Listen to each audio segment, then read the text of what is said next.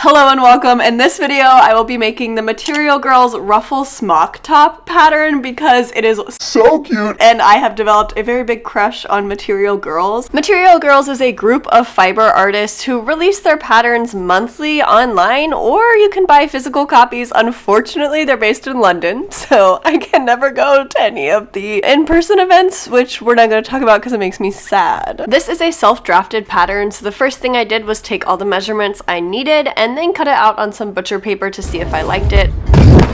Oh, are you okay?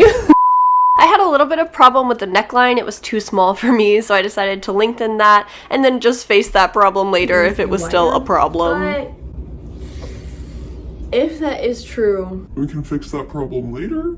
Luckily, it wasn't a problem. I ended up cutting out the rest of my pattern pieces and got started on construction. I will link the tutorial below, but here are the pattern pieces: 2 ruffle pieces, 8 pieces for the bows, and then the front and back bodice piece. Just a quick note, make sure that when you are cutting out the front and back bodice piece that you have equal sides of your shoulders on the front and on the back. Also, make sure that you iron all of the pieces, which I did do, but also make sure that you pre-wash all of your fabric, which I did not do. So this top is actually a little bit smaller now than it used to be, which is a big rip. Once I had everything ironed, I connected the front and back pieces at the shoulder, and then I tried to talk to you. Okay, so good news. I like this neckline, which means we can keep going. So I'm going to French seam these edges or seams. Do a French seam to finish these seams. I don't know why that feels wrong. French seam does is it allows you to kind of enclose your raw edges without using a what is that machine called that finishes your edges? Why is talking so hard right now?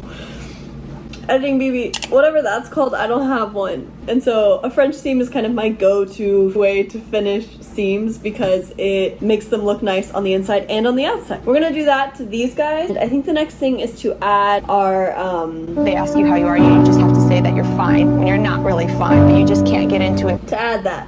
Woof. Let's keep going. I did those French seams on the shoulder seams, and then I got to work on the facing on the neckline. Now, if I were to go back and redo this, I would definitely zigzag or serge all of the raw edges of this neckline, but I didn't do that, so maybe I'll go back and do it later. As I was sewing the facing down to the neckline, I got a little bit distracted by Emma in the moment, absolutely spilling the tea. But afterwards, I flipped that, ironed it, and then top stitched as closely to the neckline as possible. Once I had that top stitched, it was time to move on to the ruffles, and I got pretty impatient with this. Basically, you have to do a teeny tiny rolled hem, stitch that down, and then attach it to the shirt. And I got so impatient that I went to Joann's to buy a rolled hem foot and was absolutely bamboozled by the Halloween section. What's happening? Okay, so imagine this with me. You're walking into Joann's. It's June. You're thinking about fireworks and hot dogs and popsicles. I don't know, what do you think about in the summer? And you turn the corner and there's skeletons? Listen. I love Halloween, okay? More than the next person, I would say. I think I just had an out-of-body experience. Let me know in the comments if you think it's too soon. It's me editing BB. I just want to say that I filmed that in the late June, and it was perhaps too soon for Halloween, but it's August now, so you know what that means. Anyways.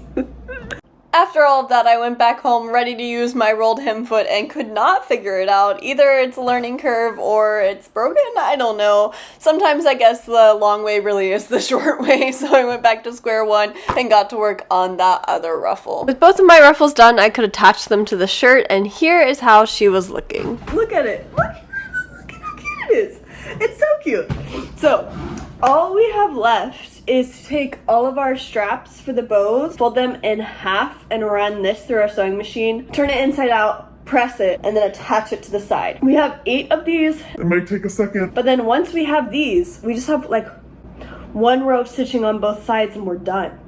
Which is so exciting. As you may have predicted, doing all of those straps in the last 2 seams took longer than I thought it would, but it was really fun. I got to sewing all the straps together, flipped them inside out, ironed them, and then I got to work on those 2 seams. This is the only footage I took of that. So, LOL, sorry. And then I spent one more night working on it, and then it was time to finally wear it out. I wore this into the city with a date with my friend in SF, and it was so fun. Somebody in the city told me that I was an 8 girl, and I'll be holding on to that compliment for a long time, probably too long, TBH. But if you're curious about the red bag that I'm also wearing in these pictures, feel free to subscribe because that will be next week's video. Thank you guys so much for watching, and I will see you next time you're feeling crafty. Bye.